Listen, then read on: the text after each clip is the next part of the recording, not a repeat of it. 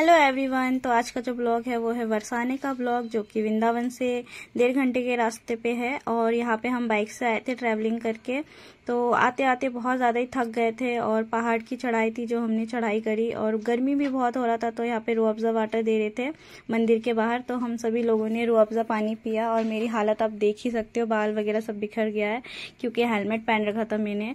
और ये ऊपर का व्यू है जो कि इस टाइप का है। जो लोग पैदल नहीं चल पा रहे थे वैसे पालकी में भी जा रहे थे। और रास्ते के दोनों तरफ जो है दुकानें थी, और बीच में जो है कारपेट बिछा हुआ था जिसपे सब मतलब पानी वगैरह डला हुआ था, जिसपे सब पैदल चल चल के जा रहे थे। और जो है यहाँ पे मंदिर में एंट्री होने से पहले मैं पूजा का सामान ले रही थी, जिसमें राधा रानी का श्रृंगार, प्रसाद और माला था। ये मेरे हाथ में जो माला देख रहे हो, इसको वैजयंती माला कहते हैं और इसको मोगरे की माला कहते हैं।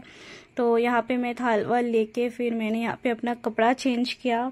कपड़ा चेंज करके मैंने यहाँ पे साड़ी वेयर करी है, और साड़ी वाला लुक आप देख ही सकते हो। फर्स्ट टाइम मैं किसी धार्मिक स्थान पे जाके मैंने साड़ी पहना था, और बहुत अच्छा एक्सपीरियंस था। और ये मंदिर में एंट्री होती है इस टाइप का, यहाँ पे ढोल वोल बजा रहे थे सब लोग। और यहाँ पे जो है बहुत लोग मतलब आशीर्वाद वगैरह देते हैं, वो लोग भी बहुत मिलते हैं, आपको पकड़ते हैं, आपको ब्लेसिंग देते हैं, फिर आपसे पैसा मांगते हैं। तो ये मेरा फ्रंट लुक है, आप लोग देख सकते हो। मैंने मतलब बहुत ही सिंपल लुक रख रखा था। और ये जो है राधा रानी मंदिर का फर्स्ट फ्लोर है, जो यहाँ पे बादल बादल लग रहा है आपको, बट बिल्कुल भी हवा नहीं चल रही थी और बिल्कुल भी मतलब कुछ ठंडा वेदर नहीं था, बहुत गर्मी हो रही थी। पर व्यू देखने में अच्छा लग रहा था कि हाँ बादल जैसा मौसम है। और ये आप देख सकते हो बरसाना का पूरा नज़ारा ऊपर से, कितना ऊंचाई पे टॉप पे आ गए हम, ये देख के आप समझ सकते हो। अब इसके ऊपर भी दूसरा फ्लोर है। तो ये मंदिर में राधा रानी मंदिर का ग्राउंड है, जो संडे वाले दिन हम गए थे, बहुत ज़्यादा ही भीड़ हो रही थी, बिल्कुल मंदिर में खड़े होने की जगह नहीं थी। और पूजा का सामान भी बस हम आज संडे का दिन है तो बहुत ज़्यादा ही भीड़ है। और मौसम तो मतलब बादल बादल है, बट बिल्कुल हवा नहीं चल रही, जिस वजह से कि बहुत ज़्यादा गर्मी लग रही है। और एक ये भी है कि भीड़ की वजह से ज़्यादा गर्मी लग रही है, क्योंकि आप पीछे देख सकते हो कितना भीड़ है। और ये बरसाना में जो है राधा रानी का टेम्पल है, मंदिर है, जो कि बहुत फेमस है। और मेरा मतलब एक तरह से बोल सकते हो यहाँ पे आने का बहुत शौक था, क्योंकि मैं मथुरा वृंदावन हमेशा गई हूँ, बट ये बरसाना में फर्स्ट टाइम आई हूँ।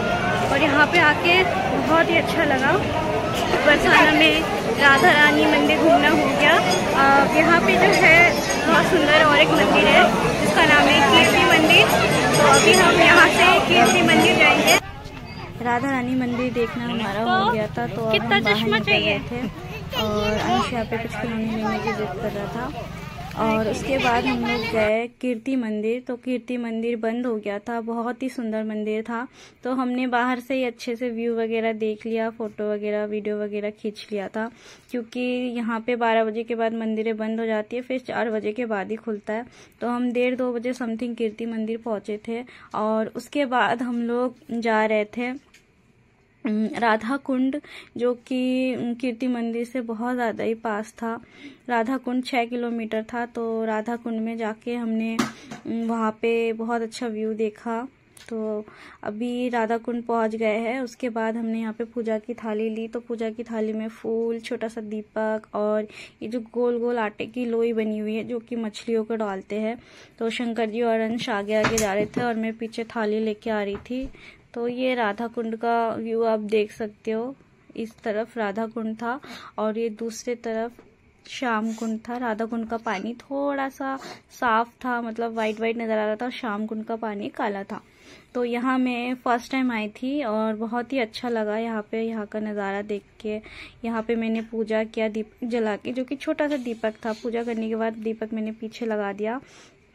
उसके बाद जो भी इसमें फूल वगैरह थे मैंने पानी में डाला, और जो मछली को डालने के लिए जो गोले बने हुए थे आटे के, वो भी मैंने वहाँ पे डाला। अंश ने भी मेरे साथ साथ पूजा किया। उसके बाद मैं अंश को लेकर राधा कुंड में नहाने लगी, और अंश ने बहुत ही इंजॉय किया यहाँ पे, बहुत ही मज़े से नहाया मेरे साथ। अंश को अच्छे से नहलाने के बाद फिर मैंने भी यहाँ पे स्नान किया, शंकर जी ने भी यहाँ पे स्नान किया। और आप लोग देख सकते हो कितना बड़ा कुंड बना हुआ है। यहाँ पे सब लोग श्रद्धालु लोग आते हैं दूर दूर से और स्नान करते हैं। और यहाँ पे और एक चीज़ है, अगर आप राधा कुंड में नहाओगे तो श्याम कुंड में भी आपको ज़रूर स्नान करना पड़ता है। दोनों जगह स्नान करोगे जब भी आपको पुण्य मिलेगा। एक जगह स्नान करके फिर नहीं होता है, दोनों में कुंड में स्नान करना पड़ता है। उसके बाद में यहाँ पे कुसुम सरोवर आई हूँ जो कि लॉक था, क्योंकि यहाँ पे बहुत लोगों की डेथ हो चुकी थी। इसमें नहाना मना है पानी में, फिर भी बहुत लोग मानते नहीं, उतर जाते, जिसकी वजह से बहुत लोगों की मौत हो गई, जिस वजह से इसको लॉक ही रखते हैं। फिर भी मैंने थोड़ा सा मतलब गेट के अंदर से व्यू लिया है हाथ घुसा के। उसके बाद हम गए गोवर्धन में यहाँ बाहर ही ऐसे दूध मिलता है ग्लास में, और ये छोटे छोटे पत्तल में फूल, पूजा के लिए प्रसाद। तो ये गोवर्धन पर्वत का मंदिर है।